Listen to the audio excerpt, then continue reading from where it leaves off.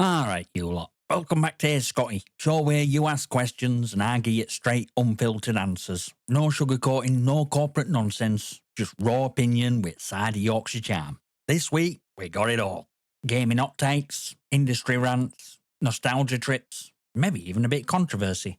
From GTA 6 hype to biggest scam, plus a few games I'll probably never touch in my life. But before we get started, don't forget to like, subscribe and all that bollocks. It helps the channel grow. And more importantly, keeps me ranting for your entertainment.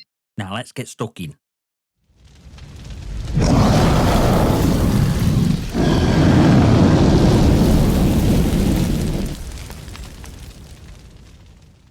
Our southern pal DrawnNet is coming in with a good question this week. Do you think MS and Activision have questions in Parliament and maybe American courts to answer to? Is casino gaming legal, i.e. using SBMM and EOMM and algorithm rate to make people buy skins etc., which are what they're doing now? Alright mate, you brought heavy in this week and it's a topic that deserves more than just a passing comment. We're talking corporate manipulation, psychological exploitation, an absolute state of modern gaming. So do I think Microsoft and Activision should be dragged in front of Parliament and American courts to explain themselves? Abso-fucking-lutely. Where skill-based matchmaking and engagement-optimised matchmaking are being used ain't just shady, it's predatory. And if there's even a shred of justice left in gaming regulation, it should be called out for what it is. An underhanded, algorithm-driven casino system masquerading as a multiplayer experience. Let's break this down properly. For uninitiated, SBMM is supposed to be about fairness, right? Matching you against players of similar skill, so nobody gets stomped too hard. Sounds reasonable on paper, but when you throw in EOMM into the mix, that's when things get diabolical. EOMM don't give a shit about fairness. It's a psychological trap designed to manipulate your emotions so you keep playing. And more importantly, so you keep spending. Here's how it works. You win a few games, algorithm cranks up difficulty, slamming you against better opponents, making you feel shit. You're frustrated, you start doubting yourself, and suddenly, oh look, there's a brand new operator skin and a shiny weapon bundle in store. Maybe if you just had that, you'd play better, right? You're on a losing streak? Don't worry, system will toss you an easy match soon, let you feel powerful again, just enough to reel you back in. You're not playing against other players anymore, you're playing against algorithm, and it's rigged from start. Now tell me how that's different from a fucking slot machine. Here's where it gets murky. Gambling laws both in UK and US are decades behind when it comes to regulating digital manipulation. The focus on loot boxes, which are clearly gambling, but they ain't caught up to psychological warfare at EOMM yet. But should they? We had a doubt. Because what Microsoft and Activision are doing ain't just matchmaking, it's covert algorithmic gambling. You're being played. Not in a fun way, but in a scientifically engineered, corporate-controlled Skinner box designed to squeeze every possible penny out of you before you realise what's happening. If Parliament actually gave a toss about consumer protection, they'd be all over this. American courts? They might care if someone with enough power decides to take it on. But let's be honest. Microsoft and Activision have billions to throw at legal teams, lobbying efforts, and with kind of PR spin that makes these conversations disappear before they've even reached mainstream. Industry knows what it's doing, it's just betting on the fact that regulators don't. It's the real scary part.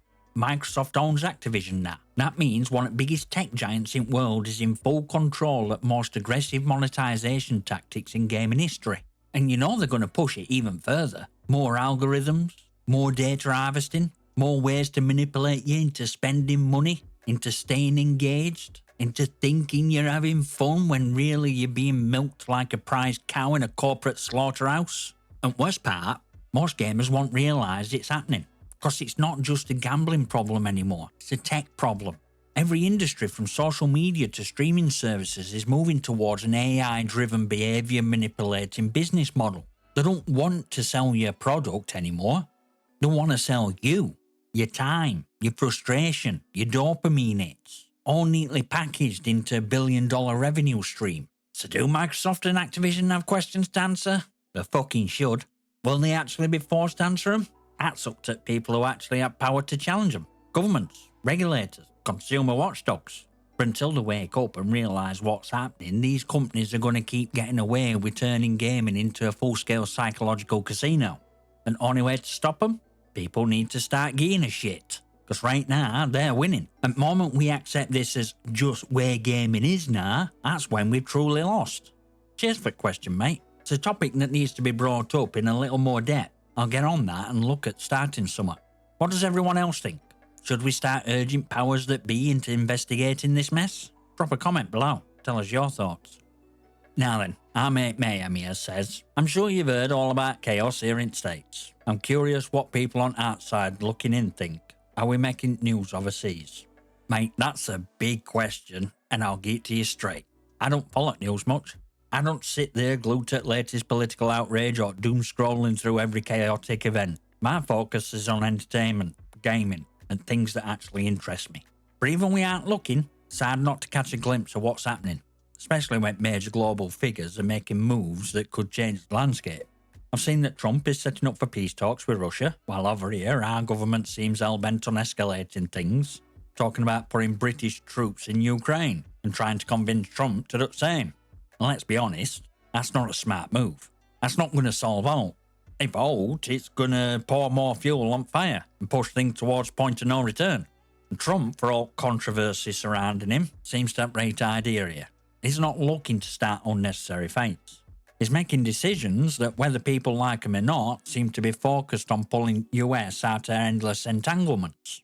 And that's not malicious, despite what some would have you believe. Practical. Withdrawal of US troops from Europe? Yeah, I can see why some would worry, but let's take a step back. Countries mind their own business and stop poking bear, there's naught to worry about. More you interfere, more you escalate. And history's shown us that escalation never ends well. As for what's happening internally in the US, mate, I honestly have no idea. And more to the point, it doesn't affect me directly, so I don't let it bother me. Politics is a never-ending circus, and if I spent all my time trying to keep up with chaos in every country, I'd never have time for things that actually matter to me. Now, does the US make news over here? Of course, it always does. But is it full picture? Not a chance. Every country's media filters story through their own lens. By the time it gets to us, half of it's twisted, exaggerated, or outright missing context. So what do we really think from outside looking in? Some people buy into noise, some don't. Some are panicking, others don't care. But if you ask me, I keep my eyes on bigger moves, ones that actually matter, and let rest of madness fade into background noise. Still, it'll be interesting to hear other people's texts down in comments.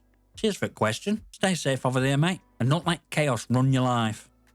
Now we've got Silver Bullet 90 3021 with a double barrel question. What were your favourite PlayStation 1 or 2 game? Mine personally were GTA Trilogy and Midnight Club 3. What older generation game do you wish would get a remaster or a sequel?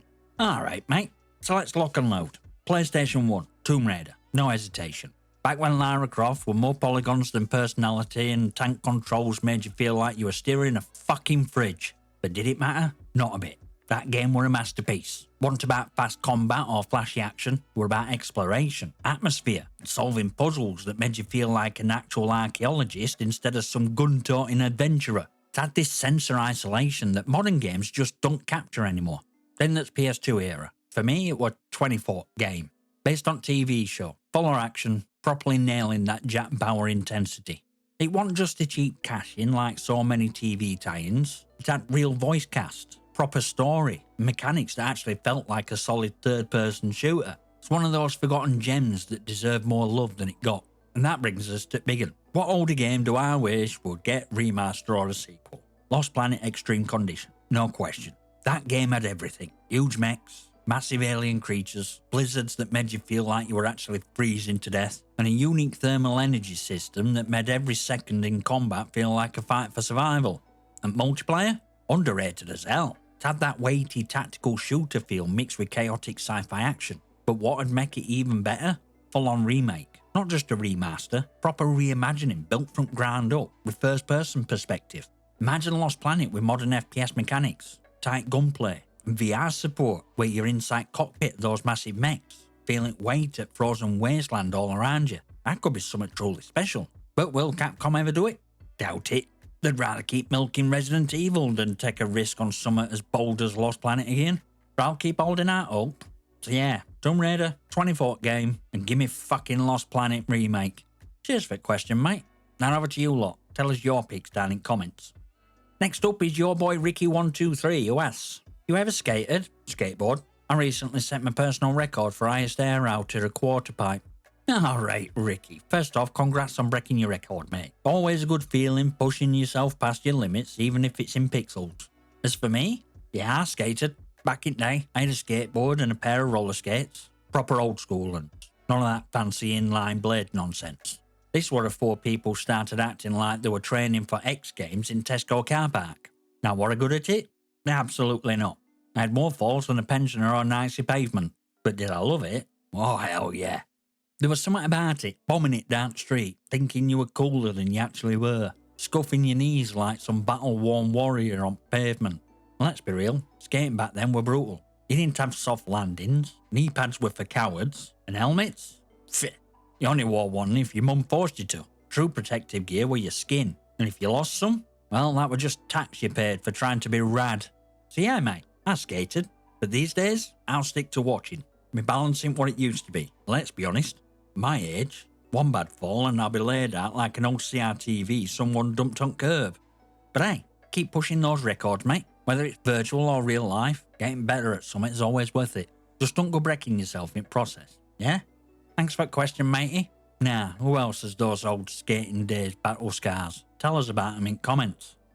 Right, here's one from Roadkill, and he says, what's your 2 cents on new Civ 7? I'm not a big Civ guy, but it looks awful. I know you've mentioned a distaste for turn-based. So you're asking for my 2 cents on Civilization 7?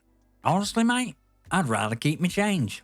I ain't even looked at it. Not a trailer, not a screenshot, not a single over-enthusiastic Civ veteran breaking down why it's greatest or worst thing ever happened to the series. Why?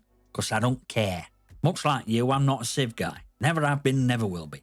Turn-based games? No thanks. Moment you take away my ability to act instantly, to respond in real time, to move and shoot like a proper battlefield commander, instead of some armchair strategist sipping tea while waiting for AI to take its turn, I'm out.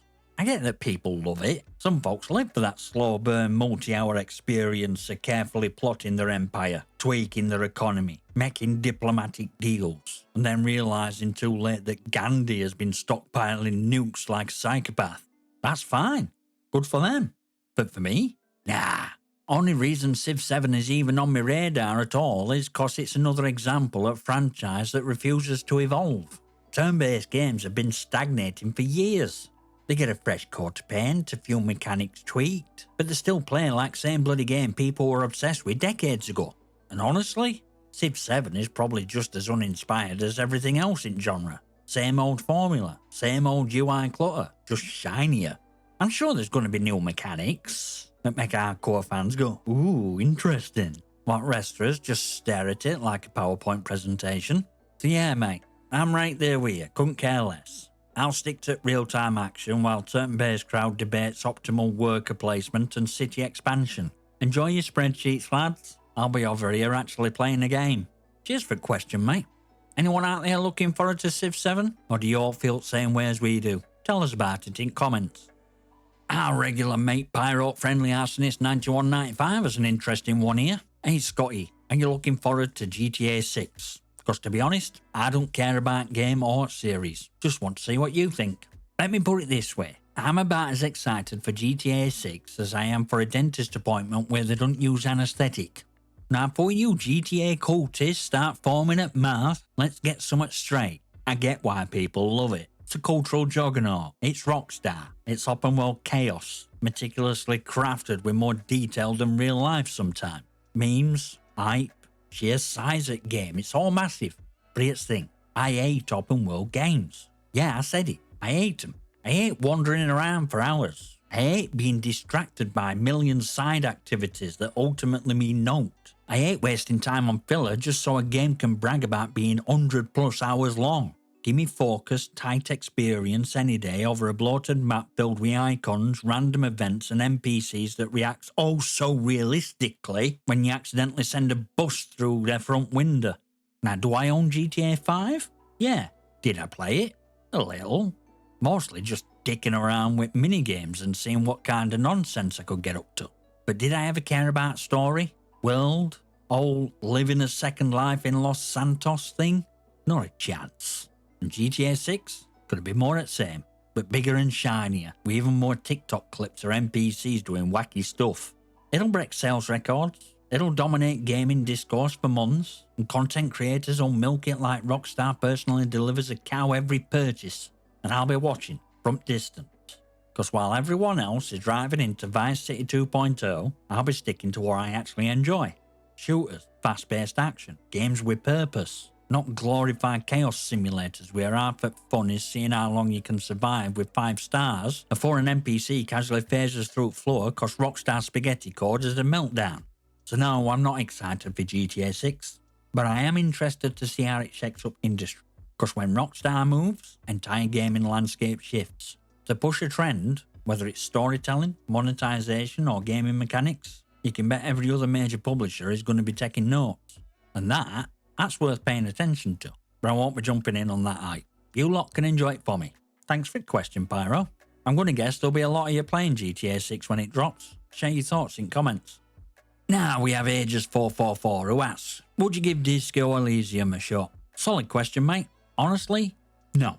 I see why people love it. It's got depth, atmosphere, a rich story, and proper philosophical weight. Stuff that's rare in modern gaming. But for me, it's got 2 major things working against it. It's turn-based, and you know how I feel about that. I want to play a game, not sit there waiting for a dice roll to decide if I can tie my own shoelaces. And it's open world, in a point-and-click isometric style. And that just kills it for me. Look, I'm not totally against open world, there are some I like. But when it's tied to an isometric, slow-paced, dialogue-heavy experience, that's where I tap out. I don't want to wander around reading novels worth of text, picking apart philosophical debates with NPCs, and rolling skill checks for basic action. I get why people love that kind of thing. It's deep, it's immersive, it makes you think. It's just not my style of game, and that's a shame, because I'll admit, story intrigues me. There's a rich atmosphere to Disco Elysium that makes me think, damn, this would make a really incredible TV show or movie. And honestly, if someone adapted it to high-quality neo-noir detective series, I'd absolutely watch it. But playing it? Nah. I need action. I need momentum. I need a game that actually lets me react in real time. Not one that plays out like a deep conversation over a pint with an existential crisis on side. So yeah, props to it for being unique and bold, but not my cup of tea, mate. I'll leave this one to people who like the game's more philosophical debate and inner monologue than fast-paced action and instant response. Cheers for the question, mate. Anyone else out there who's played it? Let us know in comments what you think. Alright, I saved this one for last for a reason. This one comes from Joe Schmo K9, who says, Hey Scotty, you got any advice for a cocaine addict like myself? I'm down bad with drinking, which leads me to snort cocaine, then that leads to Xanax to calm down. Then I'm calm, but too calm, and I want to get sharp again. Alright mate, you came in with Evian today, and I respect hell out of that. Text Gut Stevens say it out loud. A lot of people never get to that point. They just keep pretending everything's fine until it ain't, until there's naught left. But you're asking for advice. That tells me you already know truth. You know this can't go on forever, and that, my friend, is first step to getting out. I've been there. I know exactly what you're talking about. That cycle, that endless loop of, I'll just have a drink, which turns into, well, I might as well do a line, which turns into, all right, now I need something to calm down. Before you know it, your body's got chemical thermostat that's all over the place. And you're just trying to balance yourself out, except it never actually works. Because it's not balance, it's chaos. And it gets worse every single time. At first you tell yourself you've got control, that you can stop whenever you want, but then weeks turn into months. Months turn into years, and suddenly you don't even remember what sober feels like anymore. You start to lose yourself. The person you used to be is still in there somewhere, but it's buried under all that shit. Highs, lows, regret, excuses. And worst part, you start believing lies that you're too far gone to fix, that there's no way back, that you've messed up too much, hurt too many people, wrecked too many chances. And that's bullshit, mate. You're not too far gone. You're not broken beyond repair, and you're not a lost cause. I know that, because I've been there, and I got out. It wasn't easy, it wasn't quick, but it were worth it. Rehab helped me. People who actually gave a shit about me helped me. But you know what the hardest part was? Deciding I were done. Not just saying it, not just wanting it, but actually meaning it. Because wanting to quit is one thing, actually quitting, that's war. Your brain will fight you at every step of the way. It'll tell you just one more. It'll convince you that you need it to feel normal, that you're better with it than without it. But here's the thing, it's lying to you. Because right now, drugs are running show. They've hijacked your mind, your emotions, your decisions. And if you don't take back control, they'll take everything from you. Your health, your money, your relationships, your future, until there's none left. I'm not saying this to scare you. I'm saying this because I care. Because I know that if no one tells you the truth, you might just keep sinking deeper. And mate, I don't want that for you. I want you to feel what it's like to actually live again. To wake up in the morning and not need a chemical boost to just feel okay. To not have to play an endless game of chasing eyes and fixing crashes. To feel free. But you can't do it alone. Trust me on that one. Addiction thrives on isolation. It wants you to think you're only one who feels weird and no one else understands. That no one actually cares. But that's a lie. There are people out there who care. There are people who'll help you. But you have to take the first step. Whether it's rehab, therapy, support groups, get help.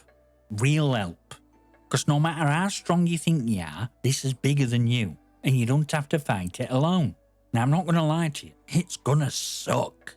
Withdrawal, cravings, part where you face all stuff you've been running from, it's brutal. But you know what's worse? Waking up in 5 years from now, exact same place, or worse. And don't think for a second that you have to be perfect. You're going to have days where you want to give up. You might even slip up. But a mistake isn't failure. Giving up is a failure. You get up, you keep going, and you don't let one bad day define you. Because at the end of the day, this fate, it's for you. Not for anyone else. Not because someone told you to. Because you deserve better. You deserve to be happy. You deserve to be free. So here's what I'm going to tell you, Joe. Get help and don't wait. You've got a life worth saving, mate. Go save it. Thanks for your question, matey. And to everyone else, show Joe some support. Type "you got this" in comments. And good luck, mate. And that's a wrap on this week's Hey Scotty. But don't just sit there. Keep the conversation going. Want to chat more? Join Discord. Great community, proper banter, probably a few questionable life choices. Follow me on X for latest updates, gaming tips, and occasional rant when something pisses me off. And if you want to support channel, check out memberships, exclusive perks, behind-the-scenes stuff, and a warm, fuzzy feeling of keeping this madness going. All links down in the description, so no excuses. Now you know what to do. Smash that like button, hit subscribe, and drop your comments and questions below. Might just feature them on channel. I'll see you next time, you magnificent.